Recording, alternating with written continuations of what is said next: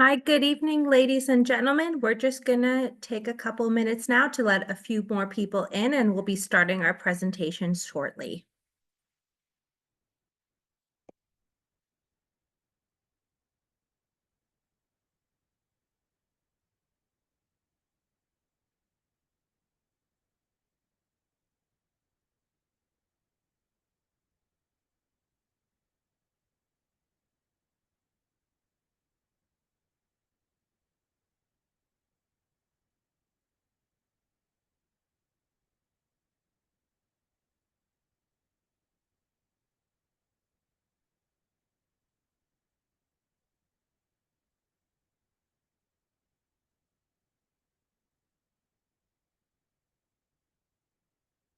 Okay, ladies and gentlemen, I'd just like to welcome you to the Abeja District Meet and Greet. I'm Romina. I'm here on behalf of Cortel Group.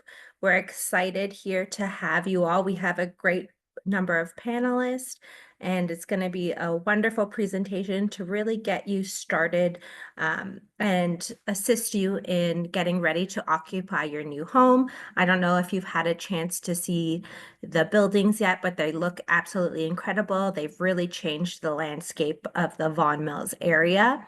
I just want to have a few reminders. We're going to be doing questions and answers at the end. There also will be the ability to put your question and answers in the question answer area. Please do that. That will be great. And we will do our best to get through all of them. If there's any further questions, we do have our sales team that you can contact. This is going to be recorded, so if you have to drop off at any time or you missed anything at any point, we will be sending this to you as well as the slides and providing you with all the contact information that will be on this slideshow. So we're really excited to start, and we're very excited that we are partnering with Crossbridge in being your property manager. So I will be introducing you to Sandra, who will be taking over the presentation moving forward. And they have a breadth of knowledge. We've worked with them before, and we're excited to really deliver a wonderful product to you.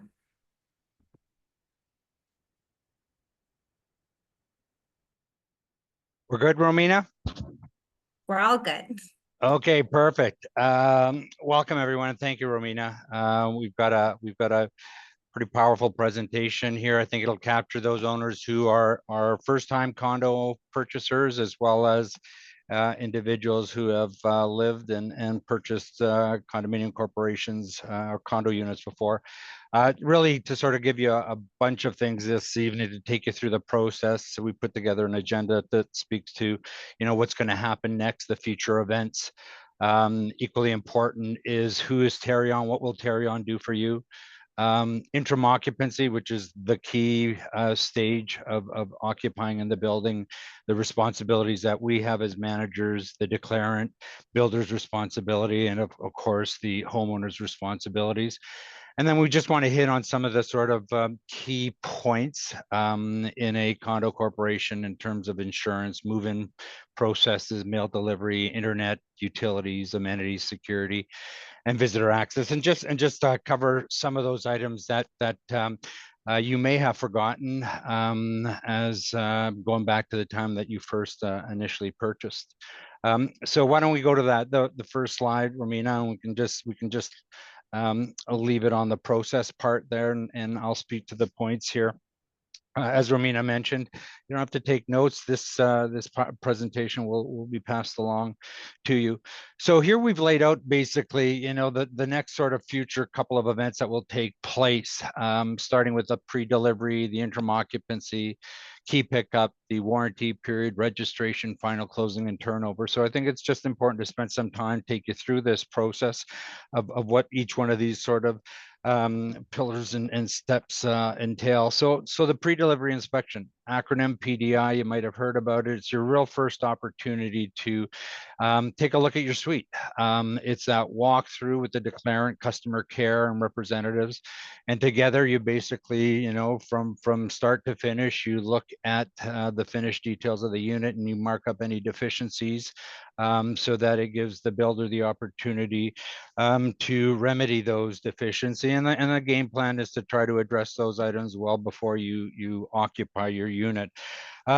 What will happen is Cortel Care will typically, about 2 weeks before your scheduled PDI date, will be contacting you and will be arranging a time for you to come to the site in which you go through.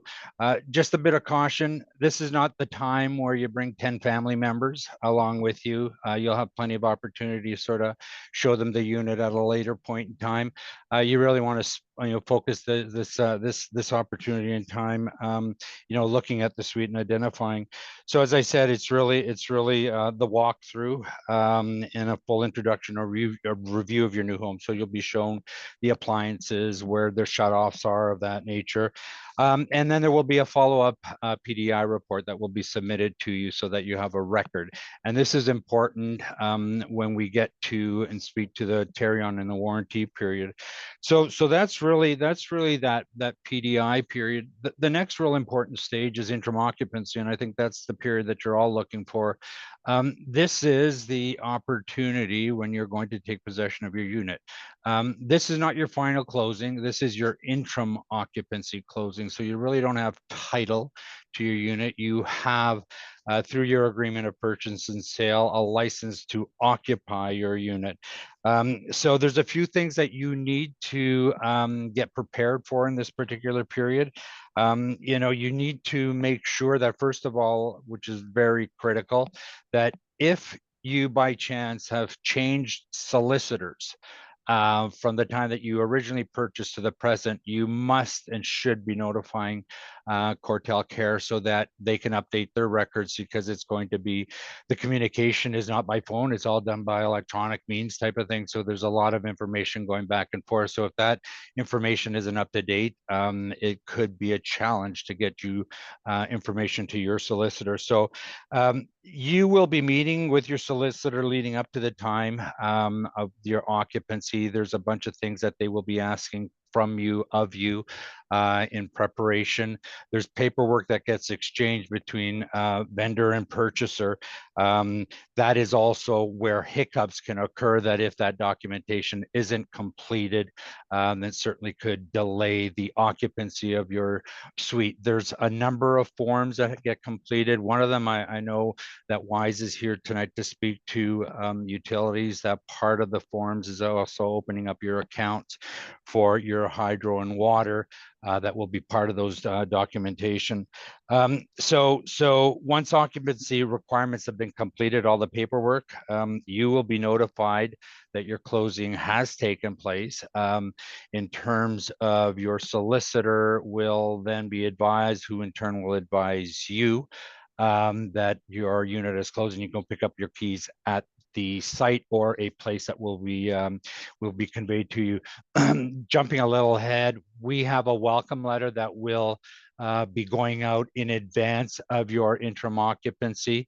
That's going to give you a lot of information, booking an elevator, postal codes, where you pick up your keys, a whole bunch of things that you need to address and get prepared for as you plan your interim occupancy. Also, so the keys cannot be picked up until all the documentation is complete. So please ensure that you check with your solicitor and get all those T's crossed and the I's dotted. It will also be an opportunity for you to meet the on-site property management team, who together with Cortel Care will take you through and show you where your parking and locker spots are, if in fact you purchased a locker or a parking unit. So we're really there to sort of guide you through. So possession and key pickup, sort of that's where we've led to. I mean, within a few days of getting your occupancy date, you will be picking up your keys, or in hand, you can schedule your move-in at that time. what we will be doing is in advance of that, because I know that, there's a bunch of things that you as a purchaser are thinking about. You got to move out of the place that you're living in, make arrangements with moving, book your elevator. So part of the purpose of sending out that welcome letter is to give you plenty of time to book an elevator and secure a time slot. So look for that to come out probably in the coming weeks, and it'll be coming out relative to your PDI and occupancy schedule. Keep in mind that everybody is not occupying, on the same day, and we're not occupying the entire building in 1 month type of thing. So that's on the possession and key pickup. One of the important things to keep in mind as we're moving towards this warranty period topic is that the building wasn't built by robots, so absolutely there's going to be a few imperfections and those sort of things. So things settle, drywall cracks and nail pops. Cortel Care is not running from that. That's part of the process of noting that pre-delivery inspection. But some issues will occur, and it's typical. So not to catch you off guard if you see some of these things. So it will be captured on that. I had mentioned, and we've got a little bit of a further discussion on the Tarion. What's important here to note on this 41-day warranty period is that ultimately and you have the ability within your first chance to submit any warranty claims starts after the first day of possession. So this PDI that is carried out initially, anything that may not be remedied by the time you actually take possession can be added on to this 41-day warranty period. But it's really there as a means to ensure that if something got missed on from the pre-delivery, you have that opportunity in that 41-day period. Part of the documentation that you will be receiving as part of your PDI process and we'll speak to it on the Tarion slide, is that you will be opening up an account with Terry under My Home Account portal. That's where all your communication and records and deficient reports go through. So we'll speak to that a little bit more into the presentation. So once again, that warranty period allows you to capture stuff that may not have been captured on the PDI, and also things that may not have been remedied in that initial PDI. You can certainly cover them on that period. In between all these periods of sort of people occupying and key pickup and warranty period, the next big thing that happens in the life of a condo is the registration. It is expected that the condo corporation will register in the spring, summer of 2025, with closings to take place soon thereafter. Typically, final closings more or less are about 30 days after the registration of the condominium corporation. There's always some sort of facts that are not facts out there in the condo world, and there's a belief that a condo can only register when the entire complex is sold out or the entire building is occupied. Certainly that is not the case. Registration is a process where the builder developer meets a number of requirements that the city and the building departments requires of them. So once all those items have been dealt with, you typically get your condominium registration.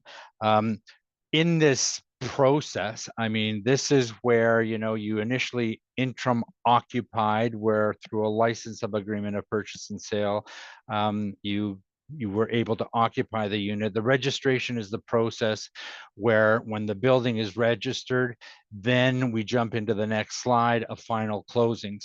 So only once the condominium corporation is registered can final closings take place. As mentioned, these typically will occur some 30 days after the registration of the building. It allows you to make your financial arrangements and meet with your solicitor and get your mortgage all intact for the closing of the suite. because it's at that time where the balance left over on the purchase price, less all your deposits, is what is basically your finalizing with the builder. So equally important, the declarant will advise, once again, very important for us to have your solicitor information up to date. They will advise you that the condo is registered, that your closing date is XYZ. Your solicitor then will be making arrangements with you to meet and discuss and obtain further closing documents with you. And so that what you don't want is to cause any delays on that final closing part of it.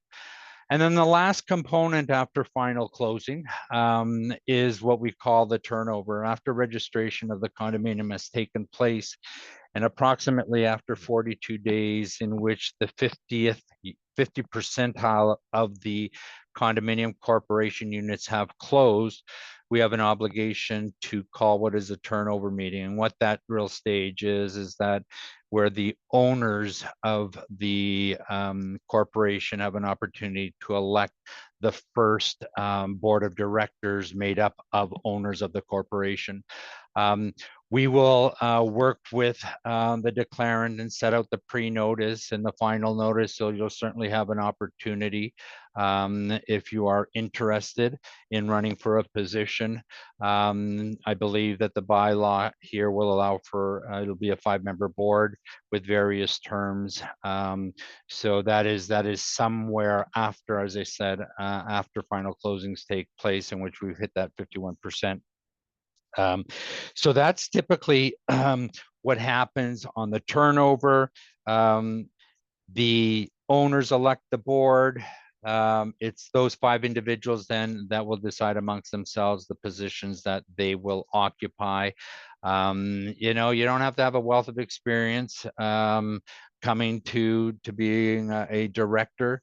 Certainly any skills that you bring to the table from your real life jobs certainly is helpful to a future large community such as Abeja. So be plenty of opportunity to put out information and opportunity for yourselves to think about joining as a board member. Romina, if we want to jump down, I know we've got all these slides in here that we'll just pass on so that it's a refresher for everyone. But if we go to the Tarion section, this is our next sort of spot here. So Tarion, for those that are not familiar, who Tarion is and what Tarion Warranty is, it's basically a not-for-profit consumer protection organization established by the provincial government to administer a new home warranty program. It goes way back to 1996, the established, where basically it's protection for consumers who purchase a new home or a condominium residence in Ontario. Next slide, Hermina. So what does Tarion do? They basically are there to protect new home owners and condominium buyers by regulating new home builders in Ontario. So if you build in Ontario, you have to be registered with Tarion. They license new home builders. They advise you of the warranty coverage periods that exist and that the builder developer declarant has to live by. They stand behind builders' statutory warranties. So in the event that it doesn't happen and hasn't happened too often in the industry, but when you have a situation where a builder just fails to come to the table to remedy deficiencies, and it's not just deficiencies within suites, but also in common areas, Tarion has an obligation to step in. For those that are familiar with each condo unit that the developer builds, there is a deposit that they have to post with Tarion for this very purpose in the event of a builder not being around after possibly because of financial reasons or bankruptcy. So there's always a pool of money established to deal with deficiencies. And the last item really is that in addition to Tarion providing the coverage within units, there is also what we call a performance audit that is undertaken within the first year. And this performance audit is where a building science engineer is hired by the condominium corporation who reviews all the common elements of the building to make sure that the building has been constructed according to building code standards and that any deficiencies that are noticed are documented. And once again, the same process that you as homeowners go through with your units, you also, the corporation will go through on the common element side of it. Next slide. So once you've taken possession and sort of had mentioned it in the process flow chart, is that you will open up your own My Home account on the Tarion portal. And that's where basically you submit your warranty claims. That's where you will receive correspondence for Tarion. There are reminders, and we'll touch on some of those deadlines that you have for warranties, schedule inspections with Tarion if there are issues, and also basically a place or a portal that you can certainly, capture, send any photos and supporting documents for any deficiencies that you feel should be warranted by the builder. Next slide. What you need to know about your warranty and what is covered, your role and responsibilities as your builder and Tarion. So what this sort of slide, and I see that it's missed a portion of it here, is that the Tarion warranty coverage. As we mentioned, there are some regular wear and tear items that are covered by Tarion, and then there are items that are not covered that are the responsibility of the homeowner in terms of condensation, any damage that results from condensation. It's really Tarion in this package sets out for you a clear understanding of what your responsibilities are and what your builder's responsibilities are in respect to the whole warranty program. So I apologize when we send this, Romina, this slide out, we'll fix this particular item. It just had some bullet points to give everyone an idea of what is warrantable and what is not warrantable from that perspective. The next slide, I think this is really the more important. So we talked about this warranty that applies to the units. So the warranty that exists with each unit starts at the time of occupancy. When you first occupy your unit, basically there's a period of 12 months from that date. Not to be confused with the period for the condominium corporation that starts on the registration of the condo. So there are three sort of periods of time in which information and submissions to Tarion can take place. That initial form or that initial period, as I mentioned on that process chart, was that from the first opportunity to add items is 1 day after your possession date. So 41 days, you can submit any of these deficiencies that you noted that either were captured at your PDI or have developed since your initial occupancy. There is then the mid-year form, which is your second opportunity, which is really from the 42nd day of after your possession through to 183 days. So any additional items that have come up can be documented once again and submitted in this mid-year form. And then there's the final, which is the year-end form. So this is 30 days before the anniversary of your from your possession date. So just using an example that if you took possession of your unit January 1st, 2025, your last opportunity to submit your deficiencies under that year-end form would be 30 days from the anniversary date of that occupancy. So by November 30th, you have to have your deficiencies in terms of this year end. The warranty that basically Tarion provides is for defects in workmanship, materials, defects that cause the building unfit for habitation and building code violations. Some of the exclusions that don't fall under a warranty are basically normal shrinkage of material, lack of maintenance, and damage by the purchaser, suite alterations by owner, condensation that takes place in the suite. What is very important here, just to draw to your attention, is that during this interim occupancy period, you don't have title to the unit, and so you really don't have the authority to make any alterations, and certainly any alterations that you do, you don't want to avoid any warranty that carry-on would typically prevent. I'm not talking about, painting a wall blue from the white that was provided. I'm talking about, adding molding and doing, adding a wall unit in that might cover and capture stuff, or trying to even think about, putting your bathroom where your kitchen is and your kitchen where your bathroom is. Certainly, these are some major things, and you don't want to risk the chance of voiding any warranties that Tarion typically provides. Um, in addition to this first year, and we don't see this very often happening in condo units, it's more in homes, is that the second year warranty really extends to water infiltration, powertrain, electrical issues. Um, if there is anything of that nature that affects the units, it's probably common element and would be captured on the performance audit for the condominium corporation.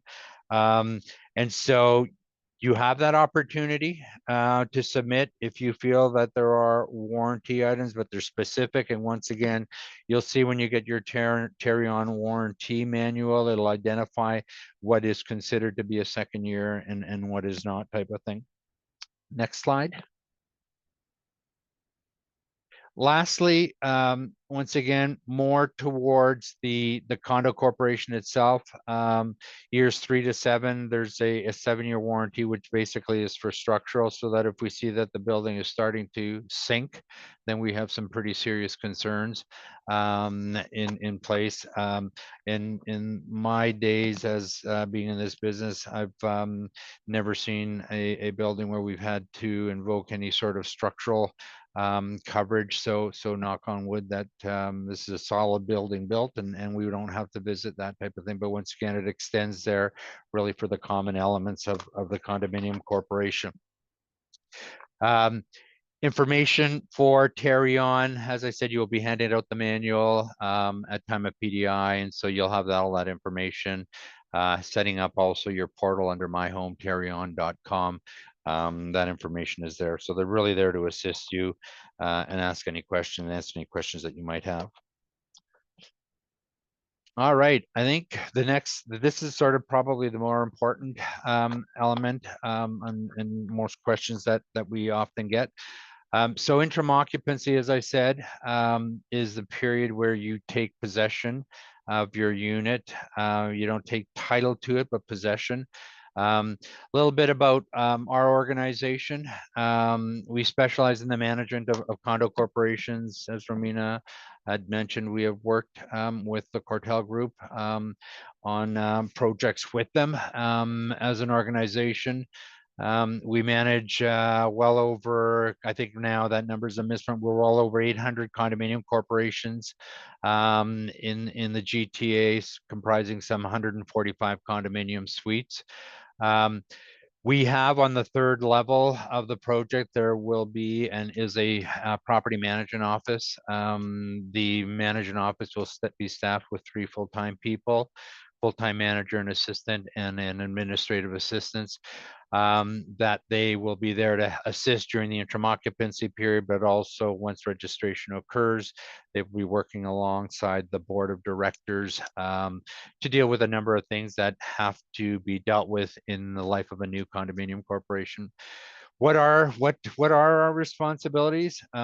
Ultimately, even though the project, Abeja is not a registered condominium. It's regarded a condominium corporation. You have disclosure documents that were received at time of purchase. There's rules that exist. that ultimately we are responsible to manage the common elements and the day-to-day operations. Um, we enforce the declaration, the bylaws, and the rules. Once again, just because there isn't a board in place doesn't mean you can go crazy and do whatever you want as an occupier in the building. Um, we will, on behalf of the declarant, provide communication, give you updates on various statuses of the building as it progresses along, in terms of when certain amenities will be open, et cetera, et cetera. We will also be setting up a number of the maintenance contracts to ensure that the assets of the building are well maintained, including the services of hiring cleaners, maintenance, and service providers. So basically, the budget that we have will be the document that will be used during the interim occupancy period, as well as after the registration of the building. We talked about, the manager's responsibilities. There are also the responsibilities that the declarant has. So the declarant is obligated to provide the services set out in the budget and to maintain the property before turnover. So through us as the agent for the declarant, we have an obligation to enforce the rules of the proposed condominium. Very critical to ensure that everybody understands that condominium living is a little bit different than living in a single family home. And sometimes, we have to teach people more often than not about what condominium living is about. And so we're there to really assist the process. Um, What's important to note for those that may not have, or this is your first experience in condominiums, is that even though you don't own the unit, you have the license to occupy the unit, it doesn't mean that you get to live there for free. Um, um, During the interim occupancy under the Act, the declarant has the authority to charge what is called an interim occupancy fee. And that interim occupancy fee is made up of three components. It's the common element, a common monthly common expenses that you would be otherwise paying to the condominium corporation if it was registered. Um, there is also your pro rata share of the overall tax bill. Because the building is not a registered condominium, the tax bill is on the entire property. It's only upon registration where MPAC then will allocate pro rata share of the tax bill upon title transfer. But during the interim occupancy, tax bills still need to be paid. So proportionately, the declarant will calculate what your portion of that tax estimate is.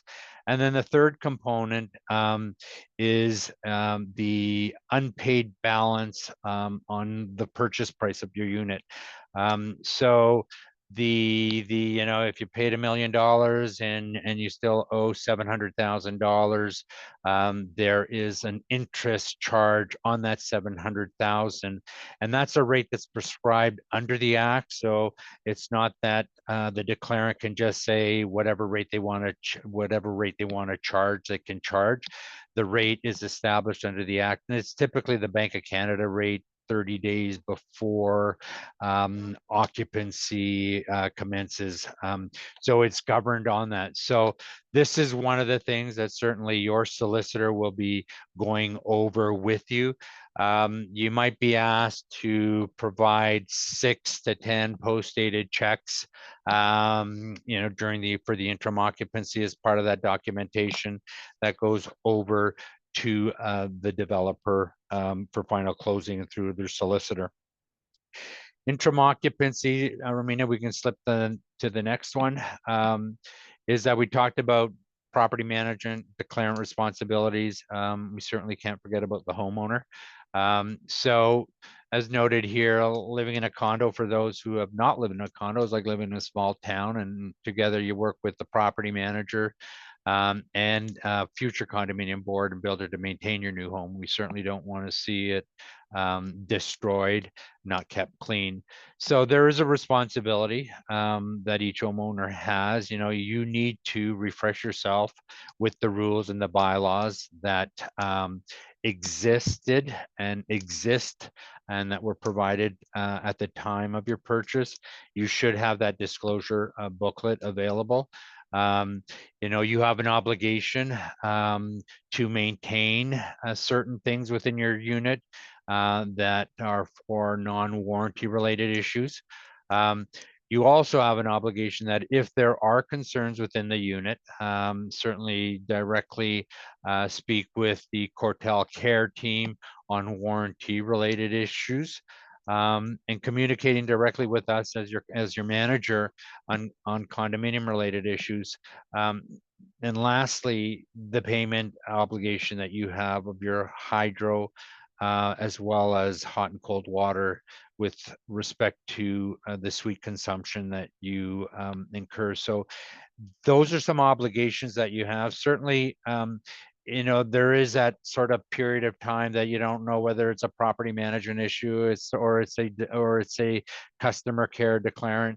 Certainly, you know, either speaking with us or customer care, we will certainly steer you in the right direction as to what responsibilities each party has. So certainly, let's keep those lines of communication open.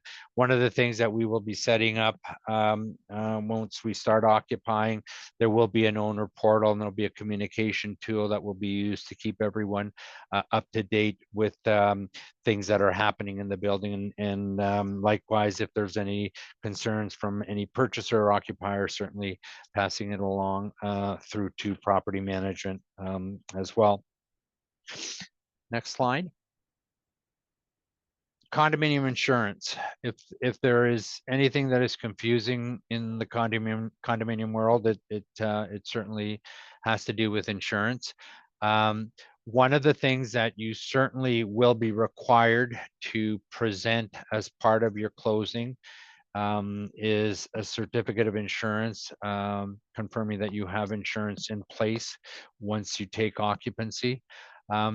Insurance in a condo is a little bit different, and I'll let the experts speak to more of the insurance on the preceding slides, but insurance in a condominium world is a little bit different than insurance that you might have had as a tenant or that you might have had as a homeowner. We've hit some sort of key points here that, you know, what you should be speaking to and of in terms of personal property, that includes contents that are not only in the suite, but also contents that you would have in a storage locker, insurance for any upgrades, betterments that you undertook within your unit, also personal liability insurance.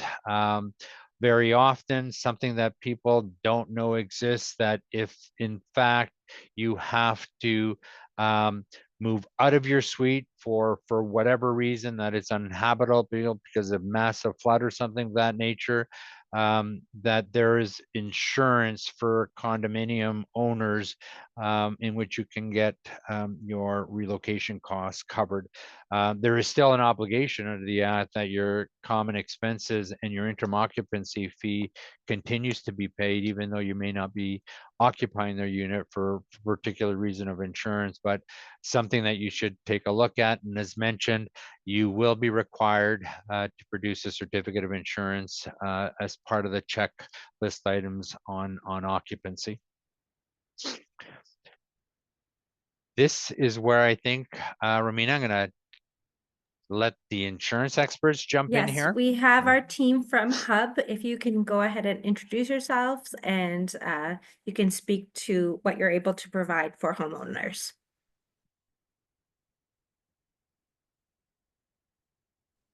How's everyone doing? Can you guys hear me? Yep. Yes. Perfect. My name is Isaac, and my colleague's on the line as well. He's Lax. So we're from Hub International, Ontario. So we're just trying to come here to educate you guys to make things a little bit easier. As Mr. Zuliani has said, insurance could be confusing. Insurance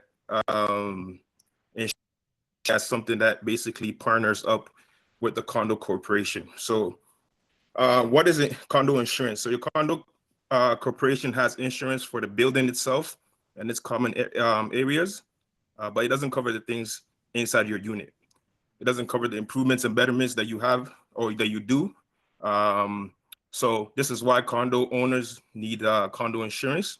That covers your stuff and more of things that happen. So examples of things that Mr. Zuliani already mentioned was personal belongings. So anything that you own inside the four walls of your unit or in the locker room, those are things that it covers.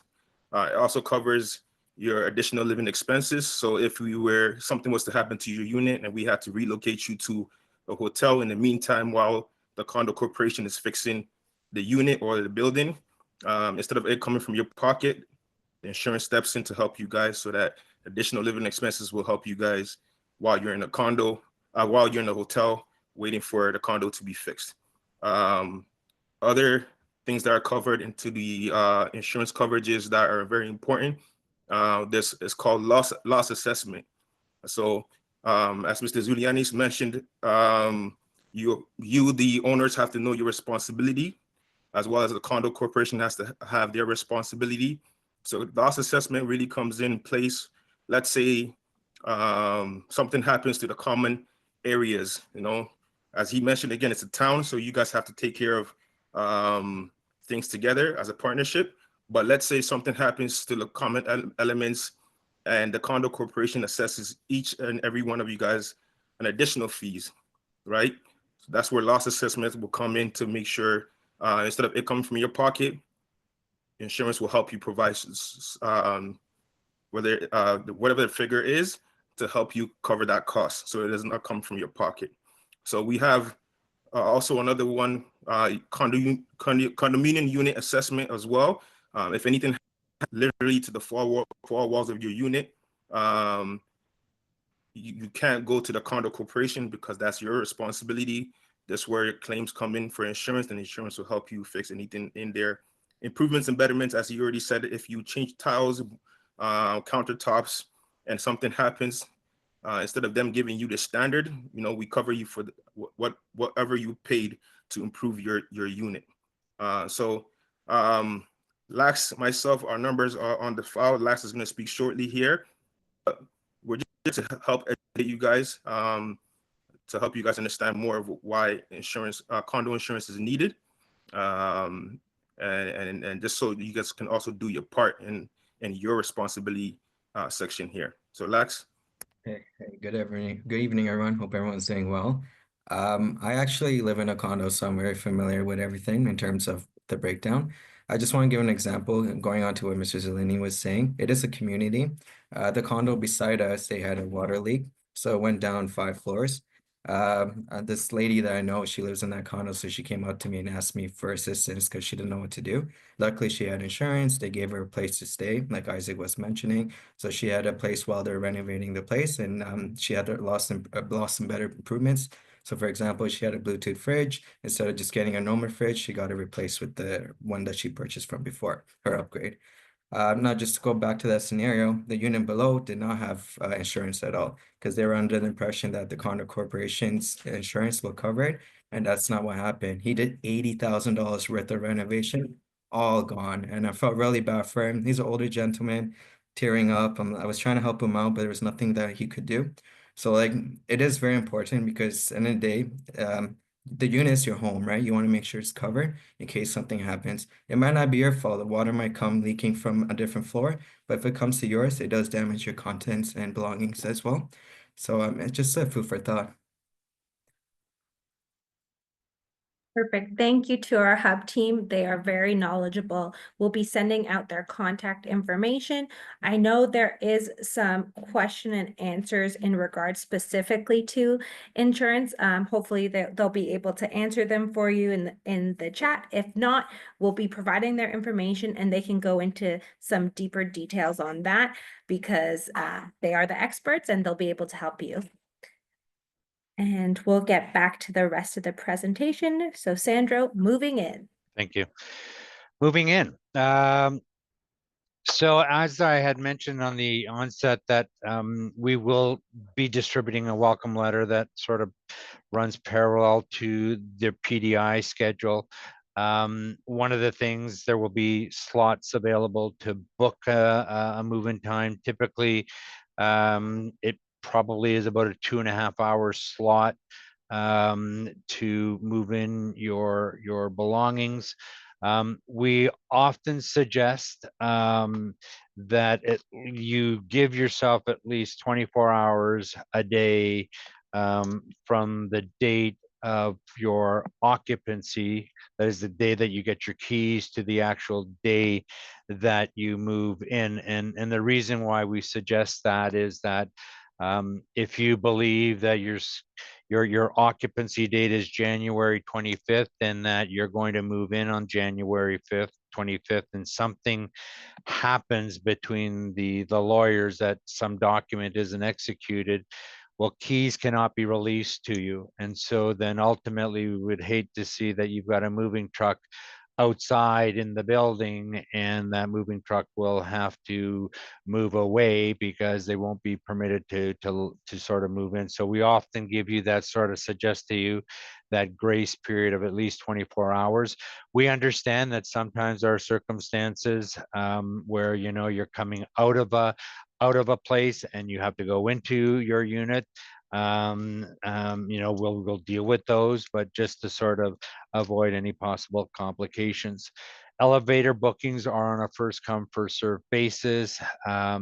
And it must be booked and schedules must be adhered to. Showing up at the building thinking that you're going to be able to just take advantage of the elevator isn't going to happen.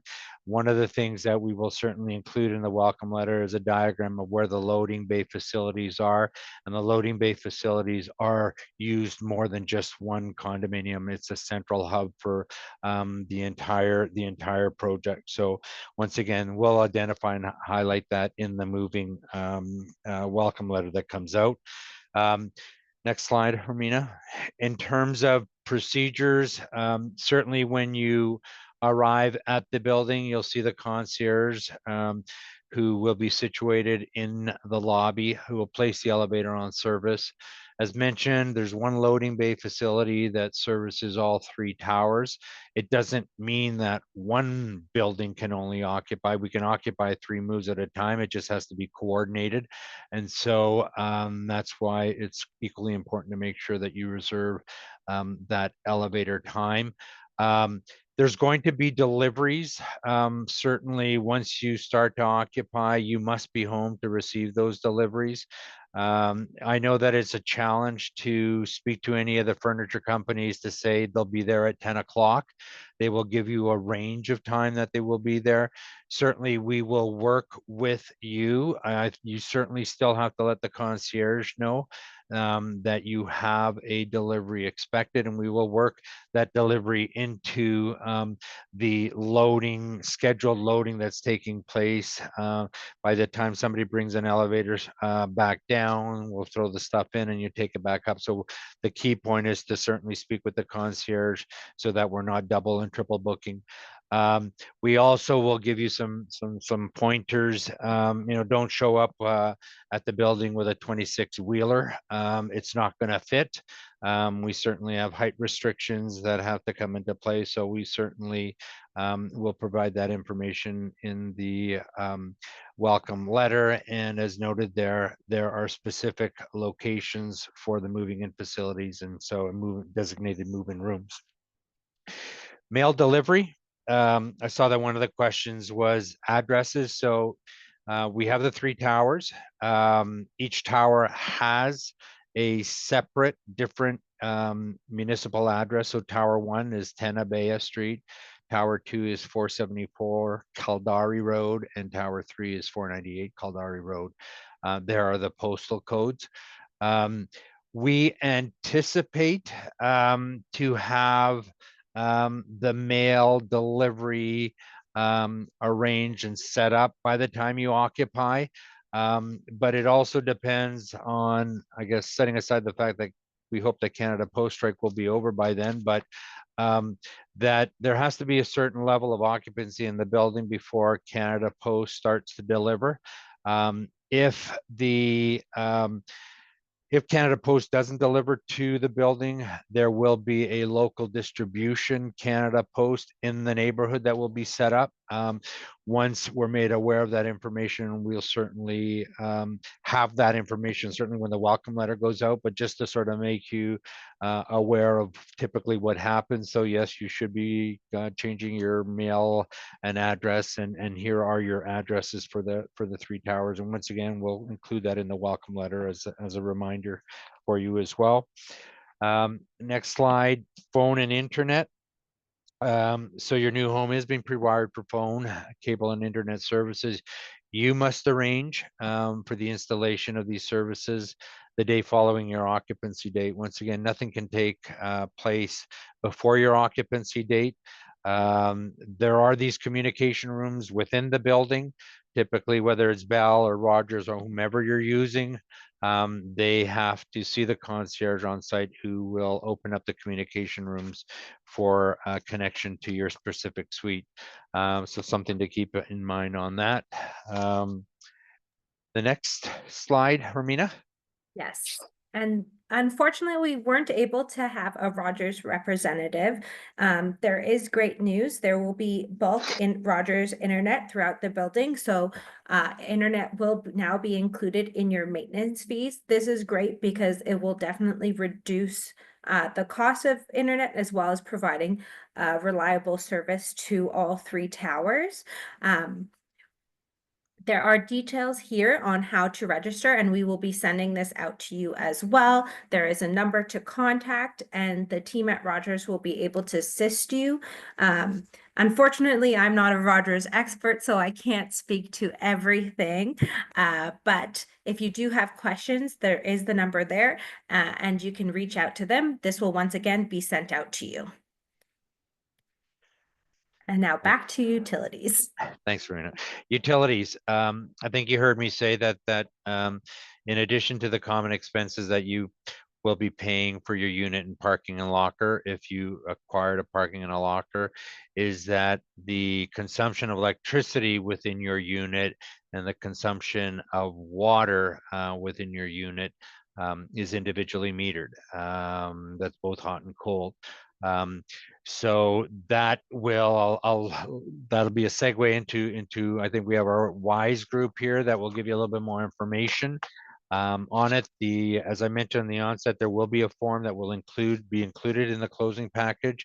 You will be required to open up an account, and then we go from there. So over to our WISE friends. Thanks, Andrew. Myself, Shravani Prakash. I'm a client success specialist at Wise, and I have my colleague Guy. So we will be talking about the utilities today. So Wise, basically founded in 2006, we are a sub-metering company where we are not the providers, but we do bill based upon the usage in your suite or a unit. And we are recognized and licensed by the Ontario Energy Board, and we work with all the developers, owners, managers, and residents. Let's see.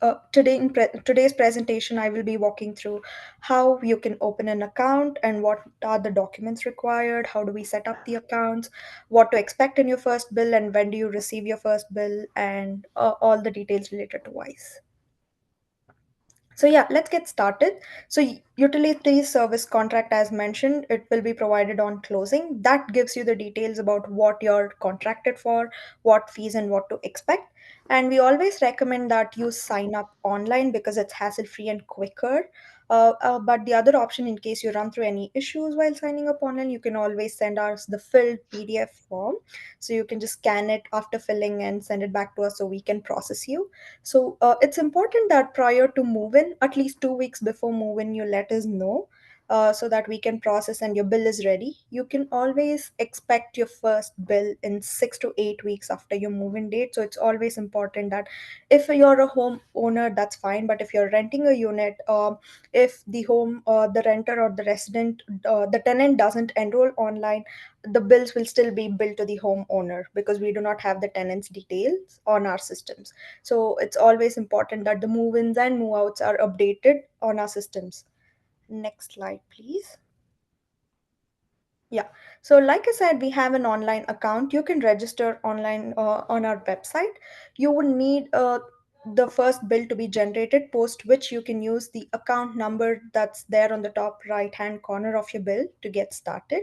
So, this portal basically allows you to enroll in the pre authorized payments, make a payment, view access bills, track your usage, and sign up for the e bills because that's easier way, and also monitor the other activities. Next slide, please. Yeah, like I said, understanding your first bill. So here's what you need to know about your first bill. So it should arrive in 6 to 8 weeks, provided your timely enrollment.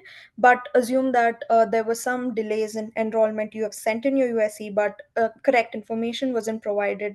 Then again, we have to back bill you.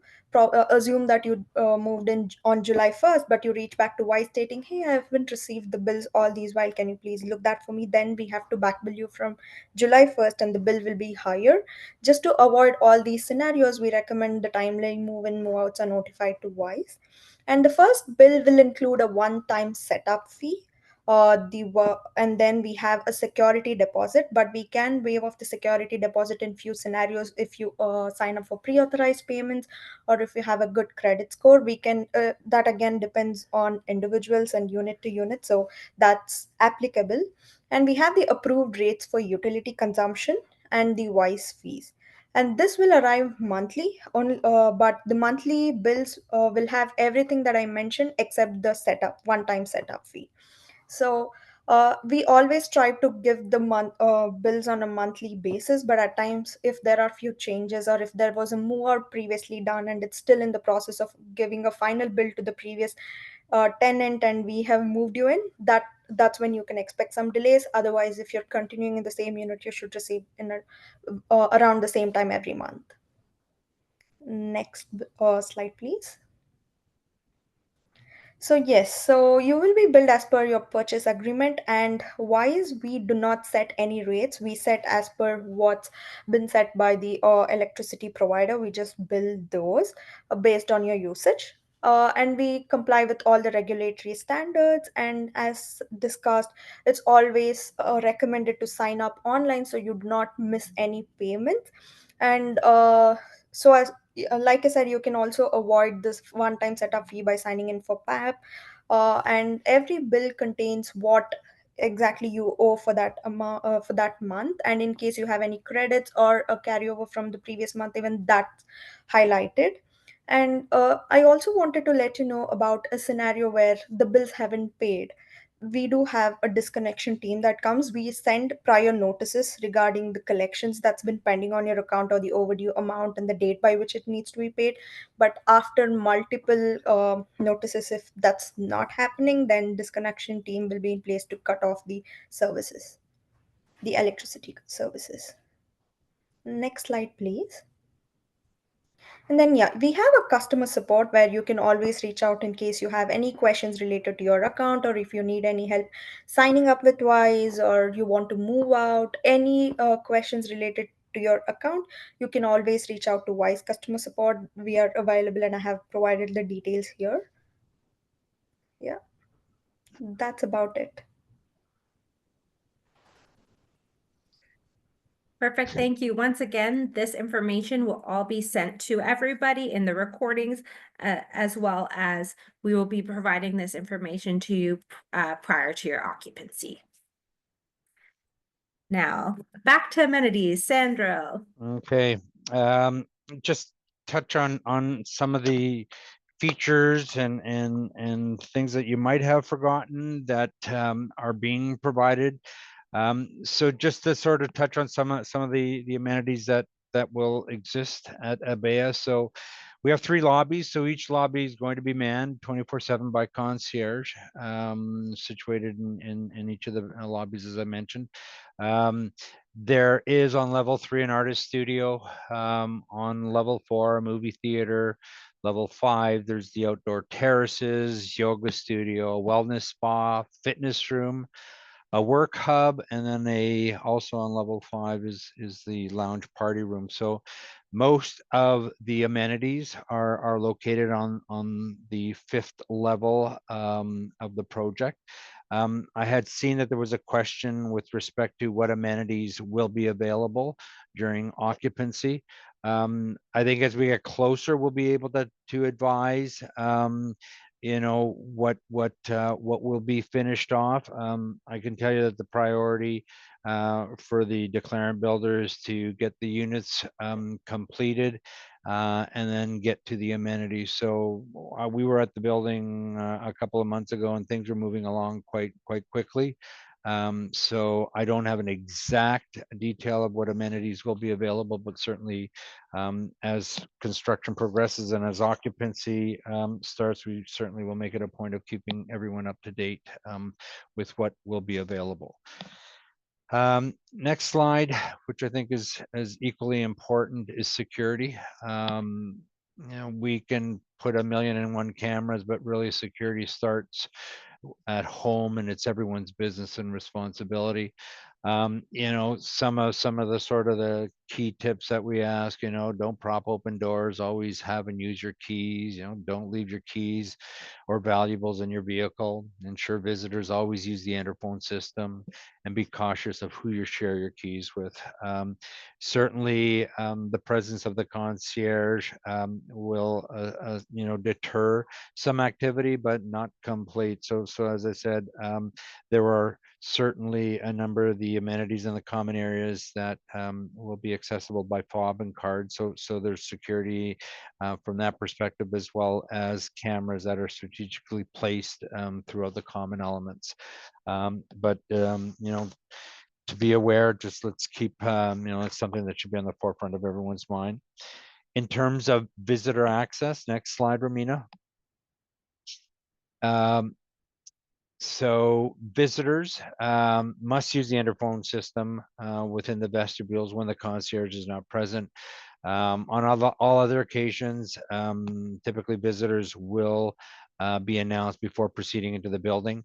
Something that we typically have in place in all of our buildings.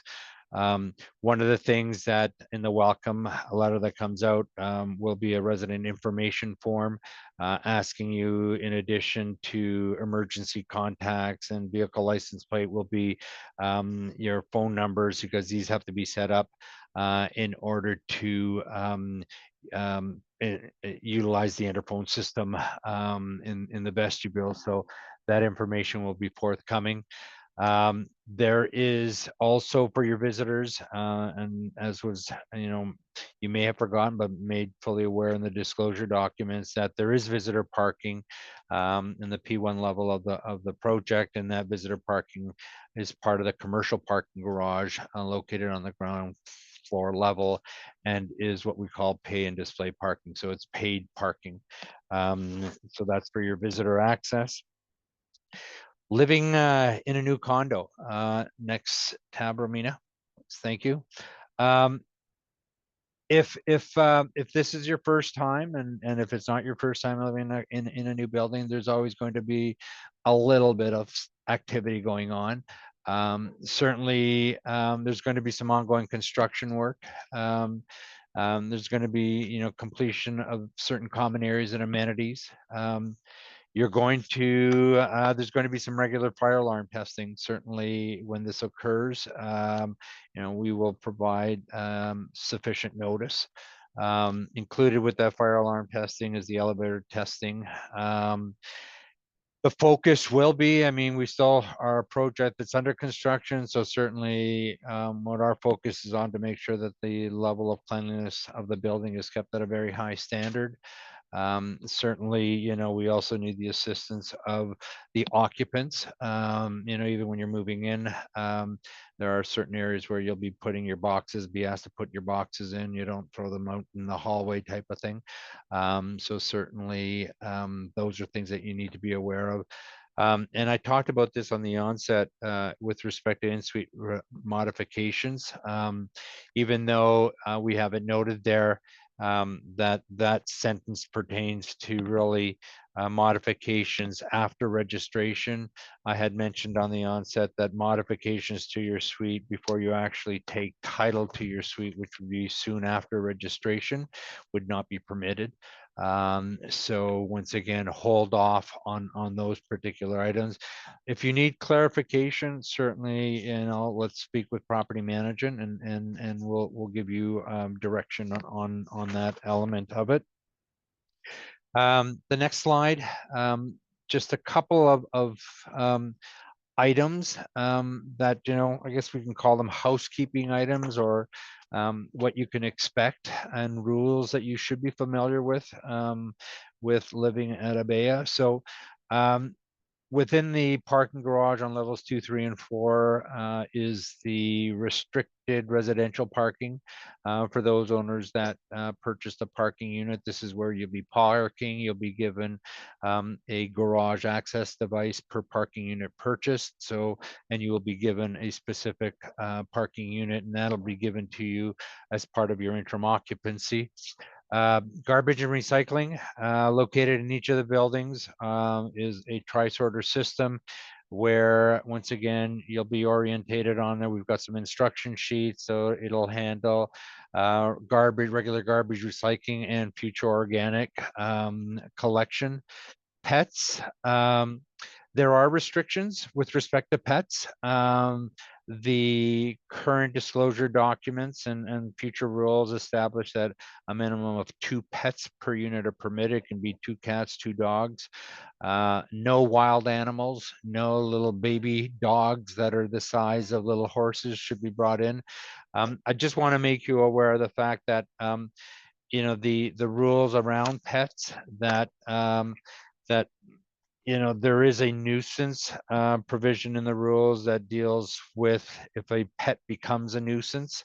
There are means to ensure that you, as the purchaser, as the owner, as the occupant, do whatever you have to do to make sure that that pet no longer is a nuisance to your fellow owners, type of thing. So going to work and locking your 2 dogs in your suite and letting them bark all day is something that is not acceptable, and certainly would be something that we would receive a number of complaints from fellow owners. So be well aware of that rule. Window coverings, very common in the condominium world. There's a requirement that if the outside of your curtains or window coverings must be white or off-white. Whatever color you have on the inside, that's your decision. But from the street level, it has to be white and off-white. So for anyone that is looking to do some customization on window coverings, keep that in mind. And you can appreciate the reasoning why. I mean, if you can drive through the city and you can see these buildings that have all these colored sort of window coverings, and from a curb appeal, it really brings the value of the building down. So keep that in mind. Floor coverings today, other than the kitchens and probably bathrooms that have ceramic tile, most units today have the hardwood floor, the laminate, or the engineered flooring, depending upon what was offered to you as a package. Certainly, there is acoustical underlay that has been installed on the floor covering, underneath the floor covering itself. But there is a rule. I mean, one of the things that people often forget is that walking across hardwood floor transmits considerably to the unit below if you're walking in high heels or shoes. So there is a provision in the condo rules that says that 75% of your floor must be carpeted or area rug. So something, once again, to keep in mind. When you're in your unit, walking with your shoes and high heel shoes is something that you shouldn't do because of the noise transmission. Balconies and terraces. they are not to be used as your storage rooms, you know, storing tires, storing bicycles, storing your winter stuff if you're in the summer and your summer stuff in the winter out there is just not acceptable. There are lockers available, which Romina will cover a little earlier on or later on. But those balconies on terraces are there for use of and seasonal furniture. And typically on the barbecues, other than in the common areas that are provided by the condo corporation, barbecues, unless there is a direct gas line feed, barbecues are not permitted due to the establishment of rules. Bicycles, there are bicycle racks located throughout the building, which will be assigned to you. It is part of the common elements as opposed to a unit that you have to purchase or anything of that nature. So one of the things that you'll be doing is that you'll be speaking with property management once you move in. If you need a bicycle rack, that you will be assigned one. Security we talked about in terms of making sure that, you know, we're all aware of our surroundings and things that you leave in your vehicles. Maintenance and repairs obligations. You know, we talked about this quite a bit in terms of you have an obligation to ensure that you're maintaining and repairing items that are within your unit, and just don't rely on that it's a warranty issue type of thing. So certainly make sure that you keep on top of it. Parcel deliveries, you know, we're prepared and are able to accept handheld, you know, handheld being parcels of this nature. We do have, Romina, in the building, some parcel storage rooms that once again will implement and get that in place and provide details once we start occupying. It's become a real big thing in many condos today with people working from home, that there's a lot of the parcels that are being accepted. And so there are storage facilities for those larger parcels. We are not there though to accept a sofa and hold it on your behalf until you get home. As I said, you have to be home to accept those large deliveries, such as items like that. Access to unit by others. Under the Condominium Act, we have access to your unit by providing you with reasonable notice. But even during the interim occupancy period, the declarant builder has the right to access your unit to address deficiencies on their list that has been provided, typically handled through customer care and coordinated through their team. They certainly will coordinate when they're going into your suite and leaving some evidence behind of things that they've done, so that when you come home, that you know that the reason somebody's gone into the suite is to deal with any deficiency type of thing. So there is that access into your unit by management were required and the developer. Access to your unit by others, meaning that if your mother, father, brother, sister show up, we will not open the door. Ultimately, you know, it's your responsibility to make sure that the person visiting has the access into your unit, and or that you are home to deal with that. Fire alarm procedures. One of the things in the resident information form that we will collect from you is that if you require any assistance during any emergency, this is a confidential list that will be kept by management and provided to the fire department. So please ensure that you provide that information. And if information changes once your occupancy commences, please keep us up to date with it. Insurance coverage. I think you would be crazy as a condo owner to occupy a condo unit without insurance. I think we nailed home the importance of having proper and adequate insurance in place, and Hub is here to and available to address any questions that you might have. So these are some of the sort of the salient points. What we hope in the next slide, together with Romina and her team, we are looking to finalize phone numbers, those concierge desk phone numbers, property management. We have our email address already. There's the contact information for Cortel Care, but we will address this information in the welcome letter that we certainly will prepare and that will come out to you in line with your PDIs. Amina, I think back over to you now. We actually have our team from RBC who can quickly introduce themselves and assist in terms of mortgages for your suites. Thank you, Romina. Hi, everyone. Thank you for having us on board. I'm here with my associate, Jeff Tata. We are your mortgage specialist for RBC. We're here to assist during the process to make life simple. We have RBC is one of the few banks that offers a firm approval when it comes to finances during the process, which means, for example, we know scenarios have changed. You got a pre-approval a few years ago. So once we give a firm approval, it's guaranteed to close at the closing dates as long as everything's on it what was discussed prior. We deal with this quite a bit, especially for condos. Even if you have a pre-approval with another financial institution, we could still explore competitive options, especially in the market we're in. A lot of people have other pre-approvals or purchase approvals. We can help to entertain. We're in the process at the moment of attaining a blanket assessment for the basically the towers, which this means, in a nutshell, to protect your appraisals. We know everyone that seems to be the talk of the town when it comes to appraisals, where RBC is going to protect the appraisals. That's the process we're in. And we have, for example, what else did we miss here? When it comes to appraisals, not appraisals, purchases, we recommend sooner than later to start the process. At least if there's a hiccup during the process, we still have time to help you out. There's no wrong time to do a purchase for you guys. Reach out to us. Me and Jeff will be reaching out to the purchasers in the next upcoming weeks to see if anyone needs assistance or just if people need just competitive rates or products. RBC has a fantastic product overall with all the promotions that we have going on. Jeff, if there's anything else you want to mention. Yeah, thank you, Anthony. Hi, everyone.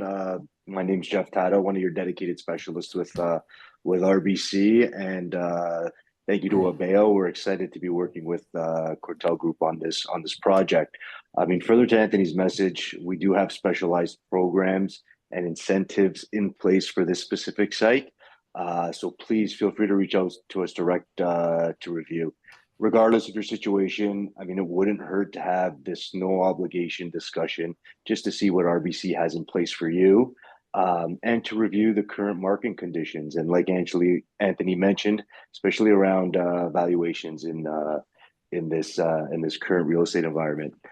So if you haven't already started that mortgage approval process, it would be wise to obtain a commitment from RBC before occupancy. As Anthony mentioned, we do offer these firm approvals up front. All you're really committing to is us starting this application for you, and we're not going to make you sign any commitments on our end, but we will provide you with the best options available. So we look forward to working with you, and again, feel free to reach out to us anytime with any questions you might have. Thank you. Perfect. Thank you. So now all the fun stuff everyone has been asking about, please contact the Abeja Sales District sales office if you need to update your lawyer information. If you're looking to add a purchaser, this must be done at least 45 days prior to occupancy. If not, we will be doing it after you've occupied the unit. If you're looking to do any additional deposits for your unit, that will also need to be done 45 days prior to occupancy. And you can do that through the sales office or request it through your lawyer. We have a very, very, very limited parking that we will be selling. The price will be $65K inclusive of HST. It's on a first come, first served basis. You'll have to contact the sales team. There are a few other questions about parking. The parking is a massive parking underground, and there is a bit of area split up between Tower 1, Tower 2, and Tower 3. That does not mean you will be exactly underneath your tower. We try our best to accommodate Tower 3 purchasers being under Tower 3, but it's a vast parking lot and there's limited parking. So we will try to keep you as close as possible, but you may not be exactly underneath your tower. For lockers, once again, these are very limited. It's once again, first come, first serve. The price is $7,500 and it's inclusive of HST. The lockers are typical size. They will be caged lockers. I will get if you contact the sales team, they will be able to give you a better idea. Once again, first come, first serve. And for both of these will have to be paid upfront. And that's it. The sales team contact information is here, sales@abejadistrict.ca, as well as the phone number. They'll be able to assist you. And then moving forward, we have Alessandro Kozaru from the Maple Ring Realty team to speak. Good evening, everyone. Thank you for having me. Some of you may have met me at the sales office when we signed the agreements. So during the interim occupancy period, my team and I can help you lease out your unit if you do so wish. Any questions, you can direct it at hello@mapleringrealty.com. We will be reaching out to all of the purchasers to see if you are looking to lease out the unit with us.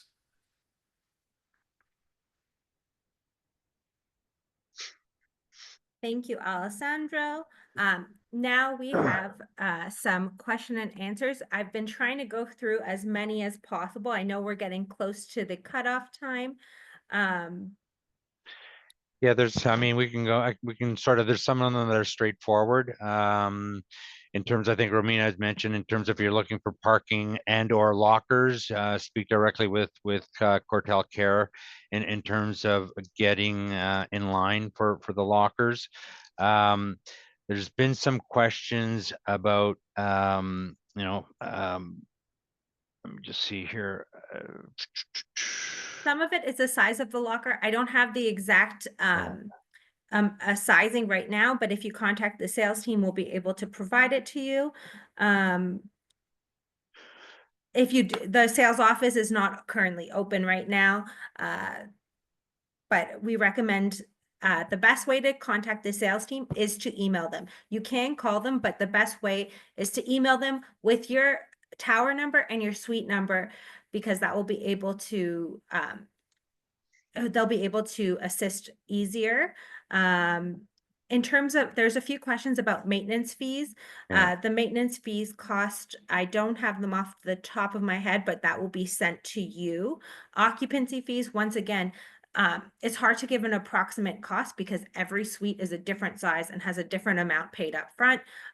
So it varies between, as well as the interest. We cannot calculate it until the month of your occupancy, because between now and January, the interest rate can change. So it can be higher or lower, depending. And so we can't really give you a rate that will be inaccurate.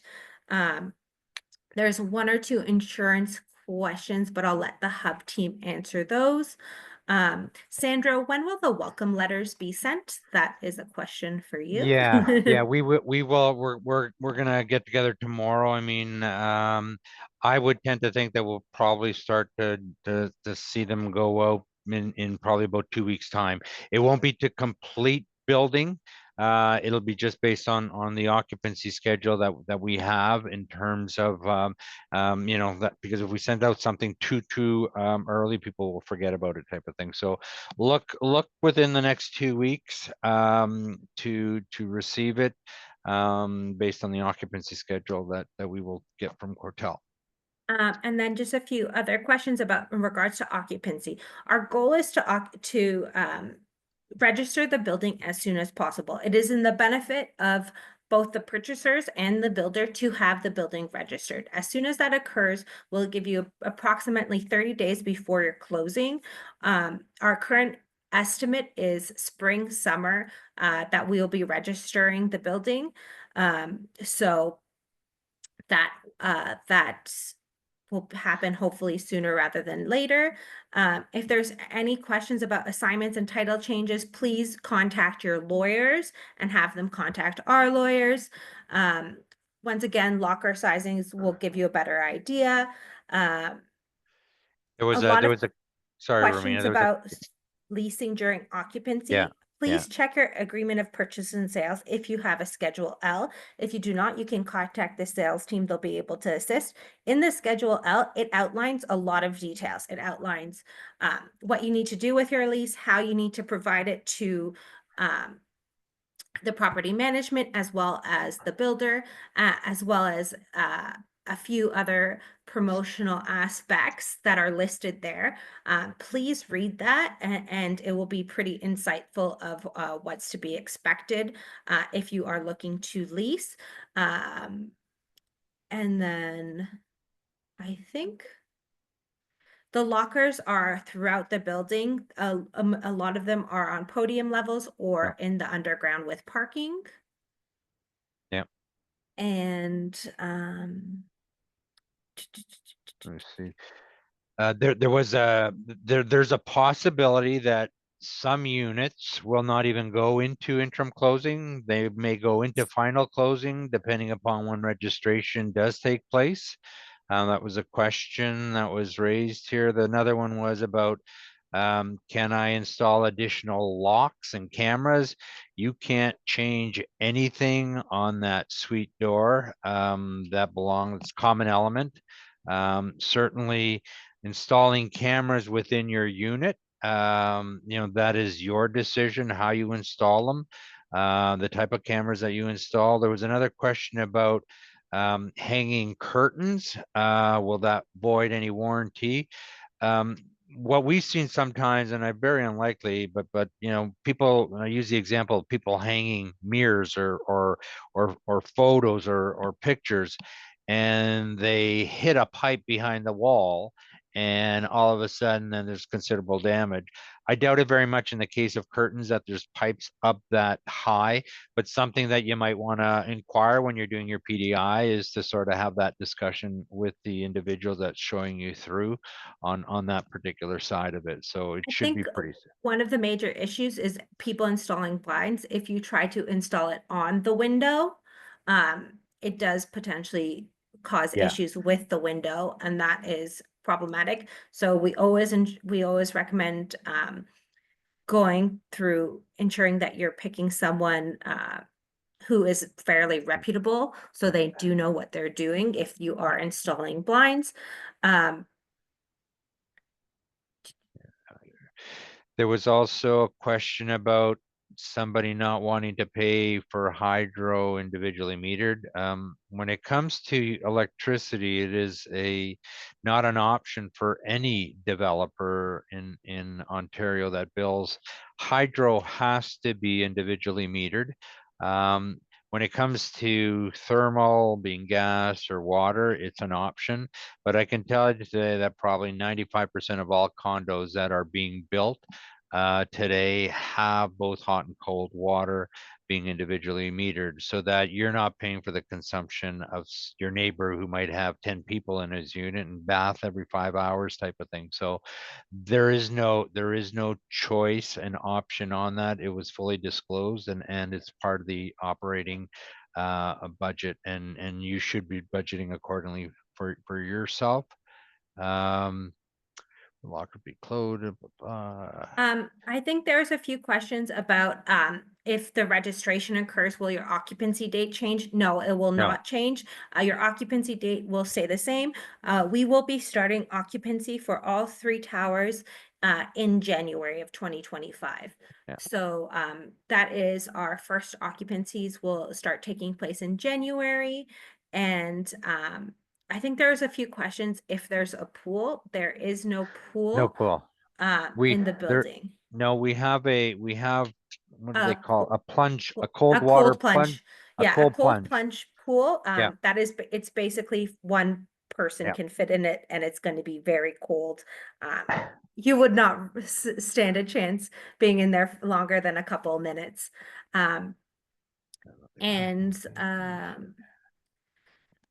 Once again, the email for lockers is parking is the sales email.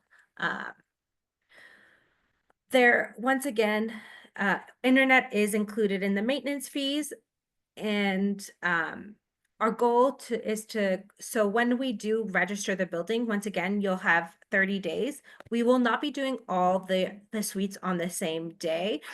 We do stagger them, but we do a big chunk of them. So potentially 50 to 100 units are closing on one day, and we kind of keep it in within a 2-week. So 100 units can be closing Monday, 100 units can be closing Wednesday, 100 units can be closing Friday. So even if you're a higher or lower unit, you basically will be closing within the same week is our goal. And then there was never a pool in the building, so I'm not sure.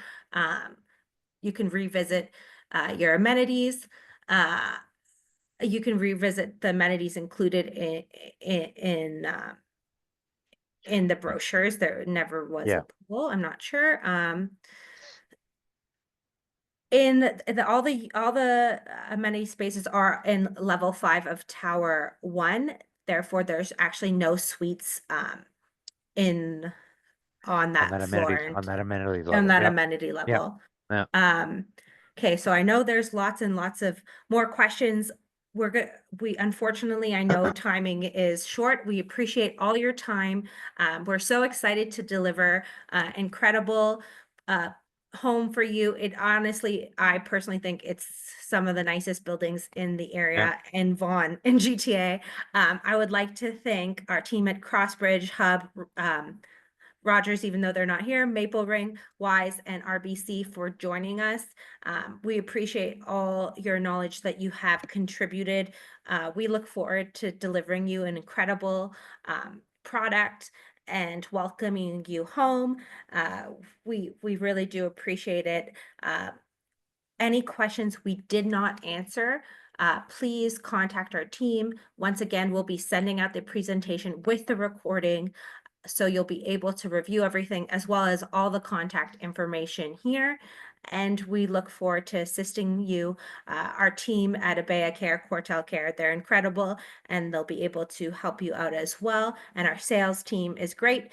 And yeah, we really do want to thank you, and we cannot wait to deliver an amazing product for you.